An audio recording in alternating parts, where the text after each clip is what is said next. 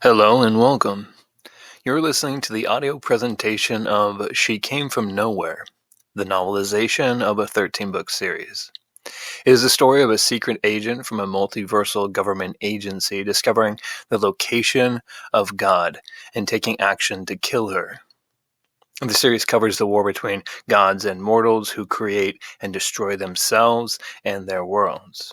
The novels are written and performed by Caleb Morazi. If you would like to support the creation of this series and add input of your own, swing by patreon.com/shecamefromnowhere to become a secret agent. You'll get access to the entire novel, new series chapters as they become available, and audio from each. Link in the description. And now, enjoy Prologue. Before the beginning. 1. Sequi wakes up in her cave, aware of the infinite number of worlds who wait anxiously to burst into being. They weren't, as of yet. They were just ideas of ideas. She hesitated to bring them into existence because no matter which of the many paths they took, there would inevitably be one who would rise to unseat her, one who thought they knew better than the one who thought it all up and kept it all alive. Making it real made the usurper real. In her tiny sliver of reality, outside time, everything was perfect. Once her dreams became real, she let them do what they wanted. Desiring to co-create reality with her creation seemed impossible. In every world, on every timeline, there was always one who took control, believing they were deserving. As their power grew, eventually they would come looking for her. They were never satisfied with ruling their own reality. They had to control all of it, even life or death.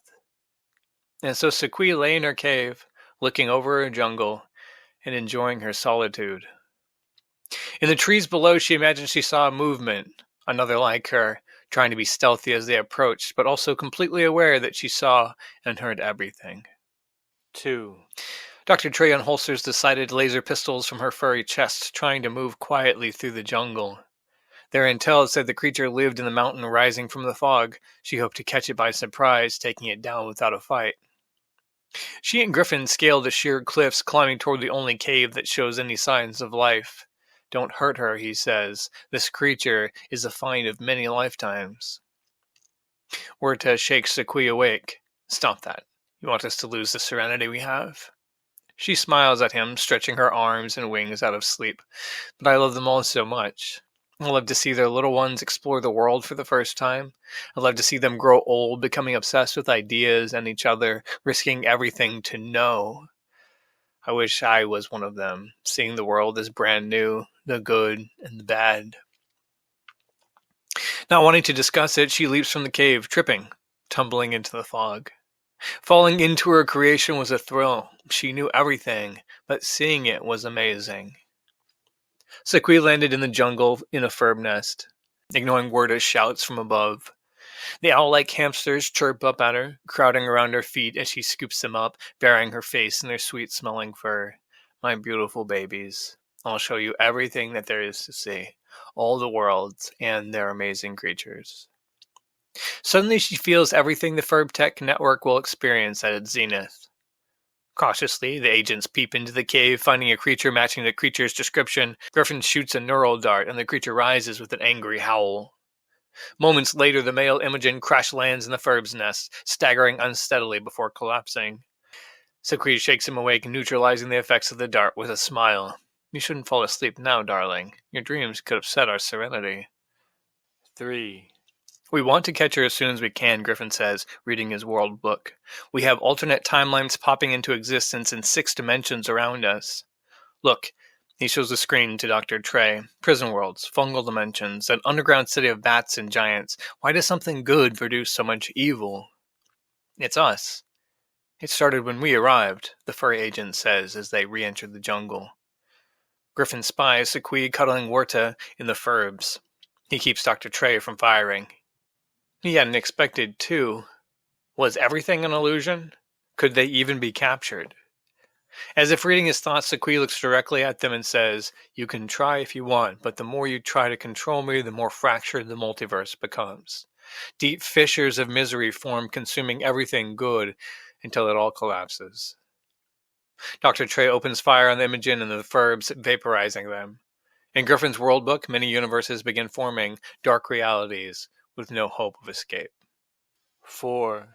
Deep in his jungle, Tetasarini lurked in the darkness, aware they were looking for him, and more aware that finding him would bring the destruction of everything he'd built. From time to time, the dingo turned into a cat's collar who was friends with an otter. It was what he'd wanted for so long, both sides valuing and loving one another. Karns had great qualities, strong, hardworking, innovative, but they were unable to cooperate. They needed their appetites curbed to be productive members of society. Savannah had extended the dingo's life, but being unable to die robbed him of purpose. He had memories from long before he was born, when he was in the presence of the only thing that mattered, the creature behind the dream. He knew he could see her in person if he just held on. She was the reason that he worked to maintain peace on the planet under his care. He knew when she saw it, she would be proud of all he had done. We should get back, Sebastian says to Yosef, the sun peeking over the horizon. We won't find him, and my dad will be mad if he finds out we've been out all night. Just a little longer, Spatina says, Yosef nodding. Dad will say we had an errand. The giraffe seems suddenly replaced by another. He's waiting for us to find him. Sebastian shook his head, trying to clear it. Being up all night must be messing with him. As he looked at Spatina, he saw something else. A winged creature with dark scales.